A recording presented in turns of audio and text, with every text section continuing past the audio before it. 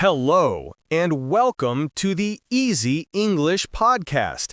My name is David. And I'm Emily.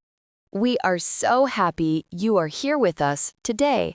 Today, we have a very fun and exciting topic. We are talking about a wonderful hobby that can also help you improve your English. We are talking about creative writing. Yes, and to start, I have a question for you, our listeners. Do you think you need to be a genius, like Shakespeare, to write a story? That's a great question, David, and I know the answer. The answer is no. You do not need to be a genius. That is absolutely correct. Anyone can be a creative writer. You can be a creative writer, and today we are going to show you how. We will share some easy, simple tips to help you start writing your own stories, poems, or even just fun ideas in English. It's going to be a lot of fun. So, David, let's begin with a very important, basic question. What is creative writing? That's the perfect place to start. Creative writing is any writing that comes from your imagination. It is original and it is creative. It is the opposite of technical writing, like a science report or a news article. Exactly. A news article gives you facts. It tells you what happened.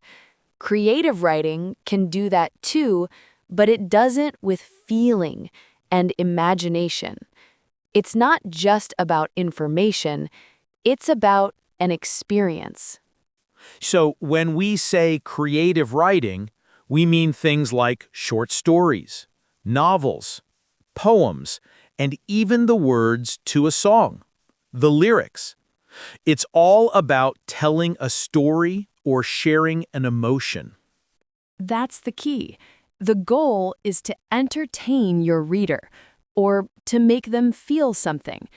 Happiness, sadness, excitement, anything. It's about connecting with another person through your words. Now, some of our listeners might be thinking, this sounds very nice, but I am here to learn English. How does writing a story help me with that? Oh, it helps in so many amazing ways. First, it is a fantastic way to practice and expand your vocabulary.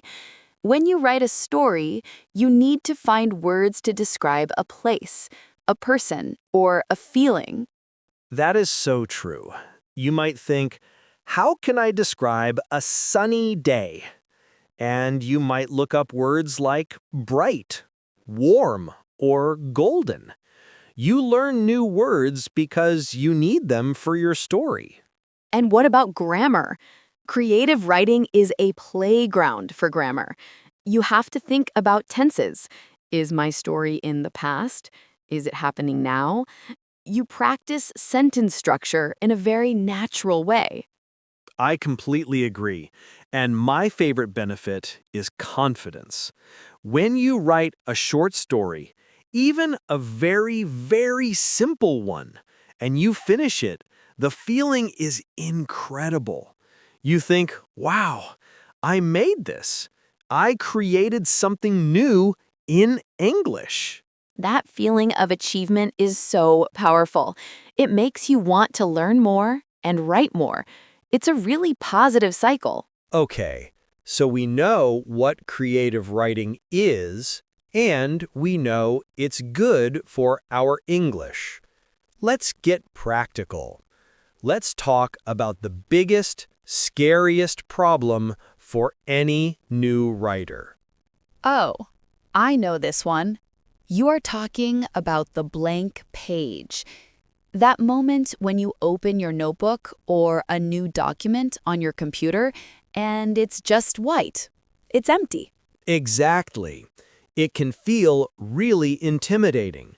It's like a big, empty room, and you don't know what to put inside. Many people stop right here. They are too scared to start. But we have a secret weapon against the blank page. It's a very powerful trick, and it's very simple. Are you ready for it? I'm ready. Please tell us the secret. The secret is, don't try to be perfect. Just right. Your first version, your first draft, does not need to be a masterpiece. The only goal is to put some words on that empty page. That is such wonderful advice. Just write anything. You can even write, "I have no ideas today," or "This is hard." It doesn't matter. The important thing is to start. You can always come back and change it later. Okay, so we are feeling brave. We are not scared of the blank page. But the next question is, what do we write about? Where do we find ideas or inspiration? Ideas are truly everywhere. You just need to learn how to see them. Let's try a quick exercise. Look around the room you are in right now. Pick one object. Maybe it's a lamp, a book, or a window. I see a blue coffee mug on my desk. Perfect. Now ask questions about that mug. Who owned it before you? Was it a gift? What if that mug could talk? What stories would it tell? Suddenly, that normal object has a history and a personality. I love that. You can do the same thing with people.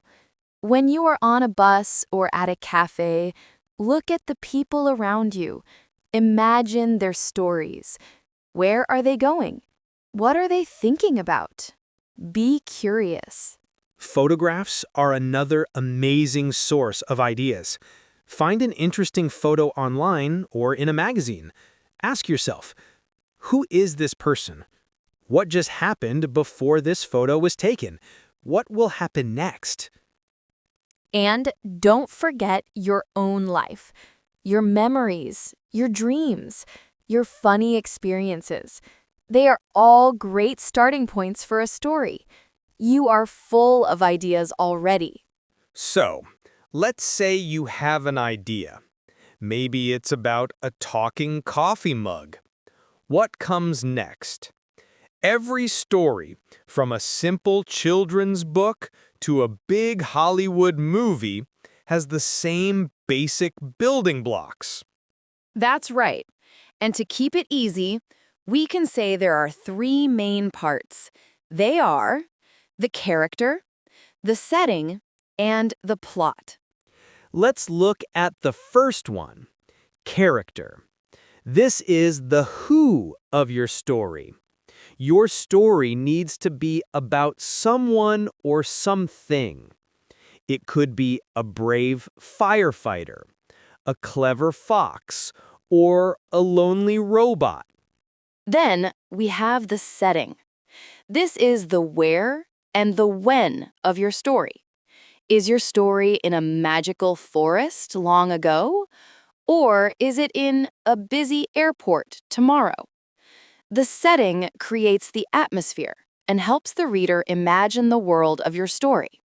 And the third building block is the plot. The plot is the what happens in the story. Usually, the story starts because the character stops them from getting it. That's a perfect summary. The character is who, the setting is where and when, and the plot is what happens. If you think about these three things, you have the foundation for a story. I think it would be helpful to create a quick story idea right now, using those three building blocks. Are you ready, Emily? I'm ready. Let's do it. You start. Give us a character. Okay. Our character is a very small, very shy mouse named Pip. Oh, I like Pip. Okay, setting.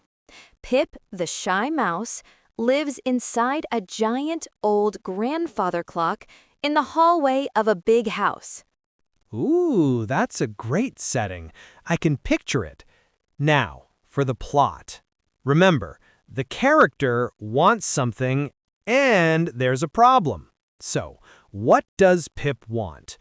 Pip wants a small piece of cheese that he can see on the kitchen table. But there's a problem. The problem is a very large, very fast cat named Shadow, who is sleeping on the floor between the clock and the kitchen. And there it is. We have a story. The plot is, how will the shy mouse Pip get the cheese without waking up the dangerous cat Shadow? See how easy that was?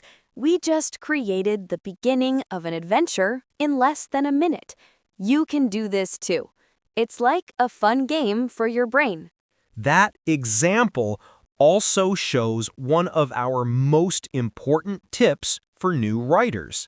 And that tip is start small. You do not need to write a long, complicated novel on your first try.